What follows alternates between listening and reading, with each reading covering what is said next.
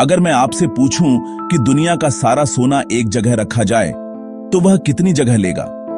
क्या उसे रखने के लिए एक लाल किला जैसी जगह काफी होगी या फिर एक दिल्ली जैसे पूरे शहर की जरूरत पड़ेगी? चलो मैं बता देता हूं। इन सबसे भी बहुत छोटी जगह में आ सकता है दुनिया का सारा सोना। सिर्फ एक क्रिकेट पिच या ओलंपिक साइज स्विमिंग पूल काफी होगा इसे रखने के लिए, वो भी तब जबकि कभी दुनिया में एक ऐसा देश भी था जहां पर पानी से ज्यादा सोना मौजूद था। इसके बारे में मैं आपको जल्दी ही बताऊंगा, लेकिन पहले बढ़ते हैं आज की कहानी की ओर। सोने की कहानी। कहां से आया सोना? कब शुरू हुआ इसका इस्तेमाल? सबसे ज्यादा सोना किसके पास था? भारत को सोने की चिड़िया क्यों कहा गया? और आखिर सोने के पीछे का काला सच क्या है? भारत के मंदिरों और सोने का संबंध तो हमेशा से रहा है, लेकिन मिस्र, इजिप्ट में भी इसे भगवान की कृपा का प्रतीक माना जाता था।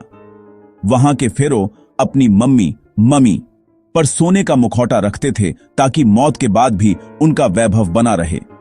दक्षिण अमेरिका में एल डोराडो नाम की एक मिथकीय नगरी थी जहां राजा अपने शरीर पर सोने की धूल साबुन की तरह मलकर नहाते थे।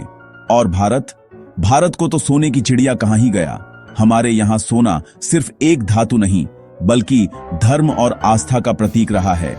लेकिन क्या आप जानते हैं, सोना धरती का नहीं है। जी हां, सोना इस धरती पर कभी था ही नहीं। आखिर ऐसा कैसे यह दुनिया की सबसे कीमती चीज बन गया? यह कहानी सिर्फ एक मेटल की नहीं बल्कि मानव सभ्यता, व्यापार और साम्राज्यों के उत्थान पतन की कहानी है, जिसके केंद्र में है ये पीली चमकती धातु। हजारों साल पहले जब इंसान पत्थर और धातु से अपनी दुनिया बना रहा था, तब उसने पहली बार इस पीली चमकती चीज को देखा। उसने पाया यह ना तो जंग खाती है, ना ही इसकी चमक कभी फीकी पड़ती है। यहीं से शुरू हुई सोने की खोज, जिसने मानव सभ्यता की दिशा ही बदल दी। अब बात करते हैं इसके असली स्रोत की। सोना धरती का नहीं, ब्रह्मांड का धातु है। वैज्ञानिक मानते हैं कि अरबों साल पहले जब दो न्यूट्रॉन तारे आपस में टकराए तो उस विस्फोट, जिसे किलोनोवा कहा जाता है, से सोना बना और ब्रह्मांड में फैल गया। बाद में जब पृथ्वी बनी तो सोने से भरे उल्कापिंड, मीटियोरॉइड्स, धरती से टकराए और उसकी बाहरी परत में सोना जमा हो गया। यानी आपके गहनों में चमकता सोना सितारों की टक्कर से जन्मा है।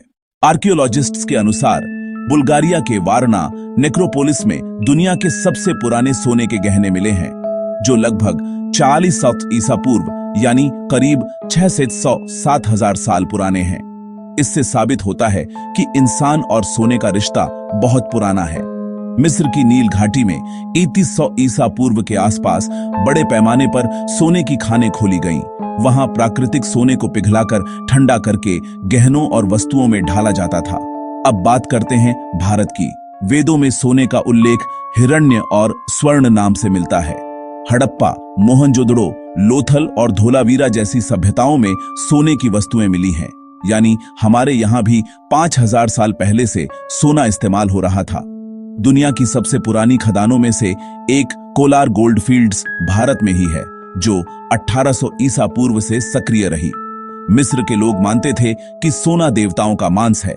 उनके अनुसार यह अमृता और देवत्व का प्रतीक था, इसलिए उनके सबसे शक्तिशाली देवता रा को सोने की तरह चमकते हुए दिखाया जाता था।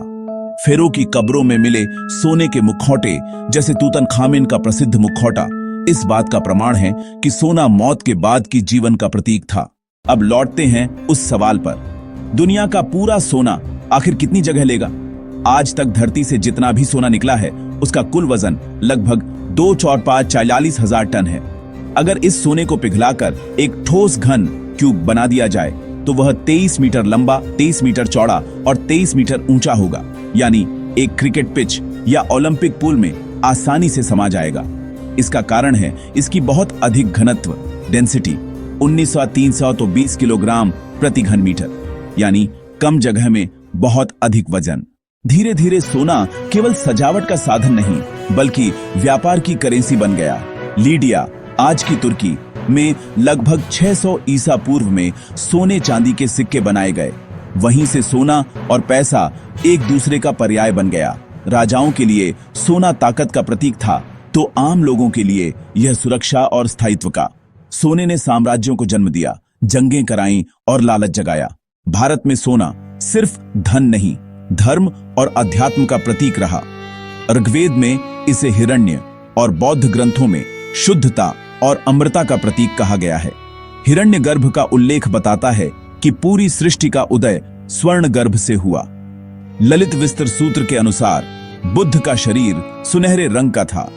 भारत की प्राचीन खदानें कोलार गोल्ड फील्ड्स और हुती गोल्ड माइंस कर्नाटक 2000 साल से भी पुरानी हैं।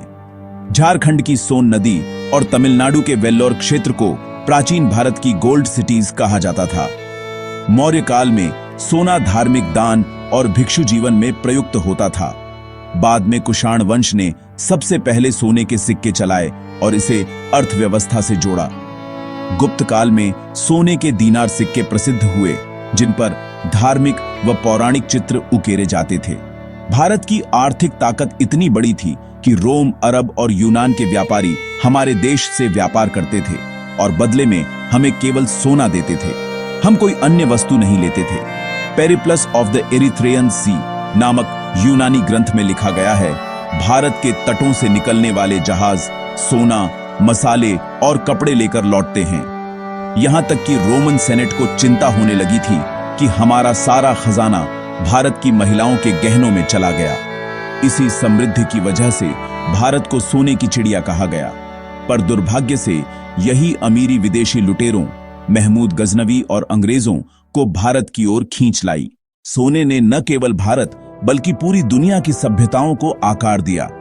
रोमन साम्राज्य ने ऑरियस नामक सोने के सिक्के चलाए, जिनसे उनकी अर्थव्यवस्था स्थिर हुई।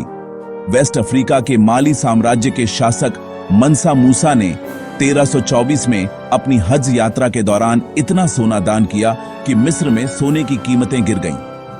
इसी अफ्रीकी सोने ने यूरोप में व्यापार को बढ़ाया और आगे चलकर पुनर्जागरण रेनेसांस की नींव रखी। लेकिन इस सुनहरी कहानी की एक काली परछाई भी है। 16वीं सदी में जब स्पेनिश और पुर्तगाली साम्राज्यों ने गोल्ड, गॉड एंड ग्लोरी के नाम पर नई दुनिया की खोज शुरू की, तो कोलंबस गलती से अमेरिका पहुंच गया।